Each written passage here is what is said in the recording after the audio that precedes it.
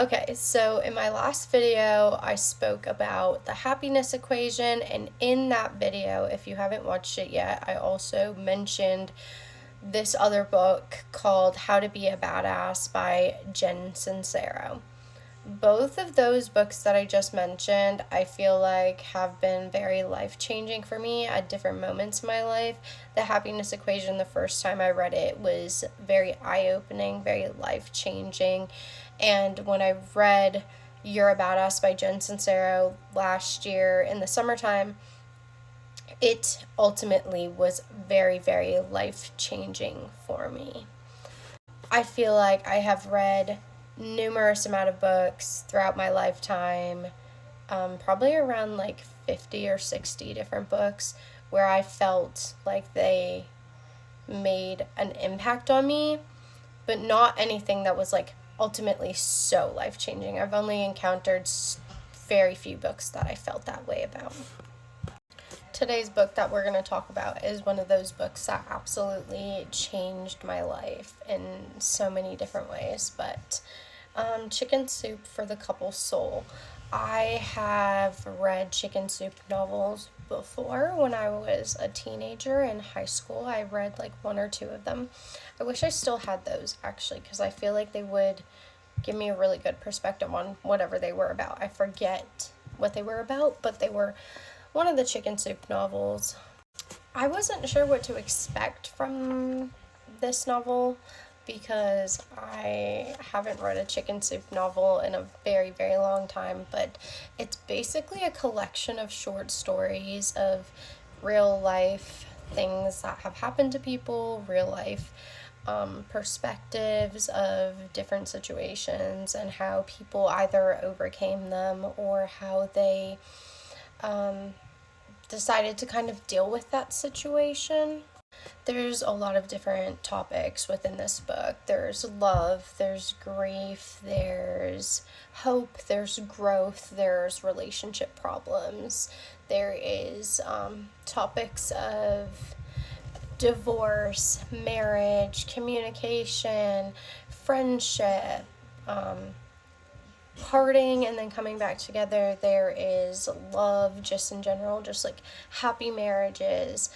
I honestly got a really unique perspective from it because I felt like I am the type of person that like takes vows very seriously, like in sickness and health, for rich, for poor, for all of the things that come with marriage vows. But like when I go into a relationship, I go into it with those same vows in mind because I am the type of person that dates with intention, and that intention ultimately is to get married.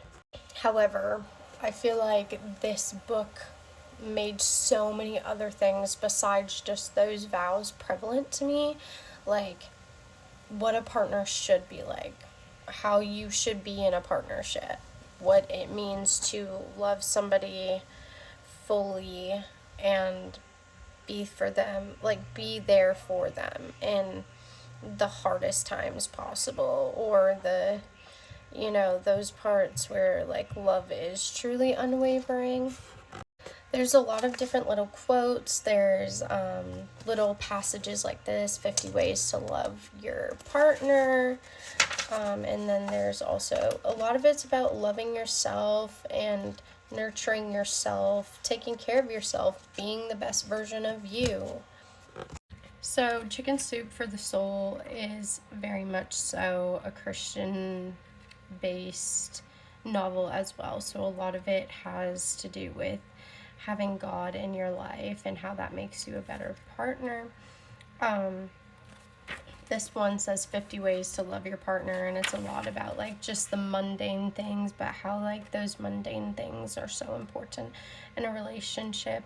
A lot of it involves consideration, considering your partner's feelings, considering how you can be a good partner, just honestly doing things because you care about the other person. A lot of it has topics of communicating and how to be a good partner and how to express yourself and not allowing fear to control you. I highlighted so much in this novel because It might not look a lot, but I really did highlight a lot of things in here because I just was like, oh my gosh, that is so good. Oh my gosh, I love that. Oh my gosh, I just didn't think about that. Or, I want to apply that to my life, obviously. Like, I am the type of person where I want to have a good marriage, I want to have a successful relationship. And so if I can find any form of information that makes that possible and makes me a better partner in that relationship, well, why wouldn't I do that? Why wouldn't I be that? So I'm really excited for this to just kind of show me and propel me into the future. But like I said, this was absolutely, so life-changing for me, because I think it's honestly like common sense that like when you are in a relationship or you're the type of person that dates with intention, that you ultimately want marriage, and those vows of a commitment, and that like in the eyes of God that like that is the type of relationship that you ultimately want to strive for, is like a godly relationship.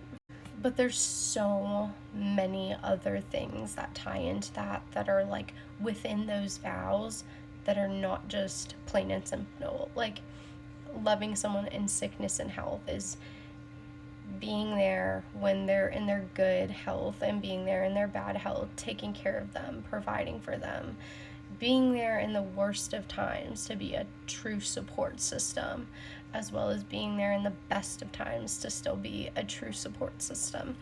Or just like, encouraging them, loving them.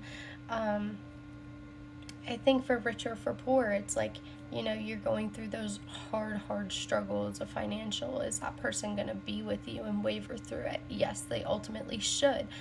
And if they're not going to be, then, that just shows that they're not a godly person. They're not in the mindset of that form of relationship. And it's the same thing of like, God brings you a partner and shows you who your partner is supposed to be when the timing is right. So like you can't rush it.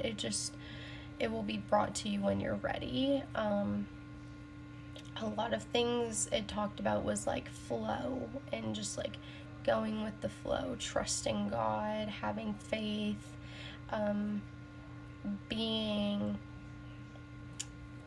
let me find the words, being like a good Christian and putting God as a pillar in your relationship. So like God should be the foundation, and then your relationship, and then if you have kids, then your kids. Because without the foundation of God, how are you supposed to maintain a good relationship? And without the good relationship, how are you supposed to maintain a household? And something that I never really thought about before, because I was always the type of person that I'm like, I would put my kids before anything.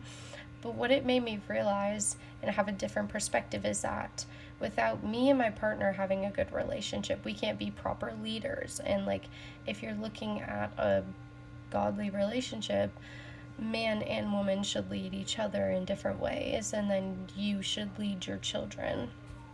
So it gave me a lot of different perspectives, and that's why it was so life-changing for me, because I was like, wow, like this is showing me a lot about relationships and God and the joys of those things, of like the good, the bad, the ugly, the hardship. It was just showing me like a true testament of what a godly relationship could look like, or what it should look like. Anyways, that's just what I thought about this. I highly recommend it. Obviously, I know it won't necessarily be for everyone because it has a lot of topics about God, and not everyone is a follower or wants to be, and I am totally respecting of that, but I do highly recommend it either way. And I definitely want to get more Chicken Soup for the Soul novels, because I loved it so much.